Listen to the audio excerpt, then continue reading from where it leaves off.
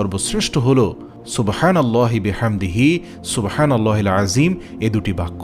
সুবহানাল্লাহ। রাসূল সাল্লাল্লাহু আলাইহি সাল্লাম আরও বলেছেন, তোমাদের সব দিন অপেক্ষা জুমার দিনটাই হলো শ্রেষ্ঠ। এতে হযরত আদম আলাইহিস সালামকে সৃষ্টি করা হয়েছে, এই দিনে তার মৃত্যু হয়েছে, এবং এতে বিশ্ব ধ্বংসের জন্য সিংহায় ফুঁক দেওয়া হবে, এবং এই দিনেই সবাইকে পুনরুজ্জীবিত করা হবে দ্বিতীয়বারের জন্য। এই দিন তোমরা আমার প্রতি অর্থাৎ রাসূল সাল্লাল্লাহু আলাইহি সাল্লামের প্রতি বেশি বেশি দুরূদ পাঠ করো, আর তোমাদের দৌলত নিশ্চয়ই আমার কাছে উপস্থিত করা হবে। সাহাবাগণ জিজ্ঞাসা করলেন, ইয়া রাসূলুল্লাহ, আমাদের দুরূদ আপনার কাছে কেমন করে উপস্থিত করা হবে, অথচ আপনি তখন মাটি হয়ে যাবেন?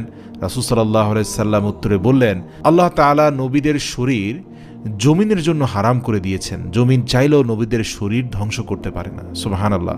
যে ব্যক্তি জুমার দিন আসরের নামাজের পর এই দুরূদ পড়বে, আল্লাহুম্মা সাল্লি আলা মুহাম্মাদিন নবিয়্যিল উম্মি ওয়া আলিহি ওয়া সাল্লাম, আল্লাহুম্মা সাল্লি